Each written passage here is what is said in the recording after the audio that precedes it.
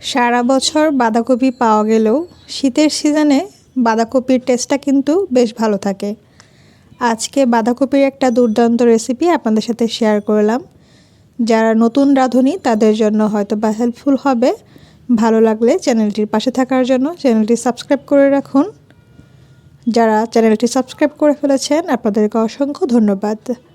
রান্নাটা করার জন্য প্রথমে আমি এখানে তেল দিয়েছি পেঁয়াজ কুচি, আর দিলাম 1 টিস্পুনের মতো মরিচ, 1 টিস্পুন হলুদ, 1 টিস্পুন ধনিয়ার গুঁড়া। তেলের পরিমাণটা সরষের তেল নিয়েছি এখানে 3 থেকে 4 টেবিল চামচের মতো।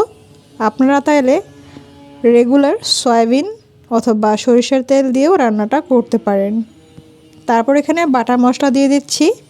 রসুন, আদা, জিরে সব কিছু একসাথে ভালোভাবে পেস্ট করে নিয়েছি। ওইখান থেকে 2 টেবিল চামচের মতো এখানে ইউজ করেছি। দিয়ে দিচ্ছি স্বাদ মতো লবণ। সব কিছু একসাথে ভালোভাবে কিছুক্ষণ কষিয়ে নিতে হবে। আজকে যে রান্নাটা করছি এখানে আজকে আমি মাছ ইউজ করব, আর সেজন্য মাছের গন্ধটা দূর হওয়ার জন্য এখানে একটু টমেটো ইউজ করছি।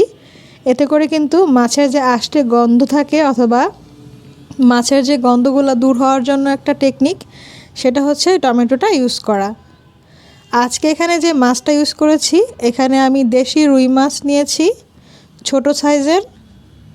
আপনারা চাইলে এই রান্নাটা শোল মাছ অথবা টাকি মাছ দিয়েও করতে পারেন, অথবা আমার মতো চাইলে বড় মাছ দিয়েও কিন্তু করা যায়। সব কিছু একসাথে ভালোভাবে কষিয়ে নিচ্ছি, আর টমেটোটা দেওয়ার কারণে কিন্তু মাছটা খুব ভালোভাবে কুক হবে এবং খেতে ভালো লাগবে, কোনো ধরনের আষ্টে গন্ধ থাকবে না। কিছুক্ষণ কষিয়ে নেওয়ার পর মাছটাকে ভালোভাবে ভেঙে নিতে হবে। আমি স্প্যাচুলারের সাহায্যে চেপে চেপে মাছগুলোকে ভালোভাবে ভেঙে নিব, যতক্ষণ না পর্যন্ত মাছগুলো খুব ভালোভাবে মশলার সাথে মিশে যাচ্ছে। এর আগে কিছু কাঁচামরিচ দিয়ে আবারও কিছুক্ষণ কষিয়ে নিচ্ছি, যাতে মাছটা একদম পারফেক্ট নরম হয়ে যায়। এখন খুব ভালোভাবে হাতলের সাহায্যে চেপে চেপে এটাকে মিশিয়ে নিচ্ছি। আমরা যেভাবে মুড়িখণ্ড অথবা মাছের ঘন্ট রান্না করি ঠিক ওইভাবে এই প্রসেসটা করতে হবে। সব কিছু একসাথে ভালোভাবে কষিয়ে নেওয়ার পর এখানে অ্যাড করে দিতে হবে বাঁধাকপির কুচি। আপনারা চাইলে ডিরেক্ট আমার মতো করে দিতে পারেন, অথবা চাইলে আগে একটু সিদ্ধ করে পানি ঝরিয়ে নিতে পারেন। তবে ওইটার টেস্টের থেকে আমার কাছে এইভাবেই বেশি ভালো লাগে। এটার সাথে অ্যাড করে দিচ্ছি 1/2 কাপের মতো পানি। এতে করে কিন্তু একদম আর কোনো পানির প্রয়োজন হবে না, এই পানি দিয়েই টোটাল রান্নাটা কিন্তু হয়ে যাবে। আর বাঁধাকপি সিদ্ধ হওয়ার সাথে সাথে এটার থেকেও নিজস্ব কিছু পানি বের হবে, সেটা দিয়ে টোটাল রান্নাটা কিন্তু হয়ে যাবে।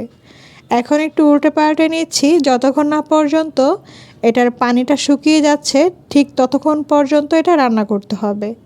খুব ভালোভাবে নেড়েচেড়ে বেশ কিছুক্ষণ রান্না করে নিলেই কিন্তু এটা রেডি। তবে আপনারা চাইলে বাঁধাকপিটার পরিবর্তে অন্য কোনো সবজি দিয়ে কিন্তু এভাবে ঘন্ট রান্না করতে পারেন। তবে আমার কাছে কিন্তু বাঁধাকপির এই ঘন্টটা বেশি ভালো লাগে। মাছ দিয়ে এই ঘন্টটা রান্না করার পর আপনারা চাইলে লাস্ট মোমেন্টে জিরে গুঁড়া ইউজ করতে পারেন। ভাজা জিরে গুঁড়াটা আমি পছন্দ করি না, সেজন্য স্কিপ করছি। এটা এখন গরম গরম গরম ভাতের সাথে পরিবেশন করতে পারেন। আপনারা চাইলে কিন্তু এই রেসিপিটা যে কোনো নাস্তার সাথেও পরিবেশন করতে পারেন। সেই ক্ষেত্রে মাছের কাঁটাগুলোকে ভালোভাবে আগে থেকেই বেছে নিতে হবে।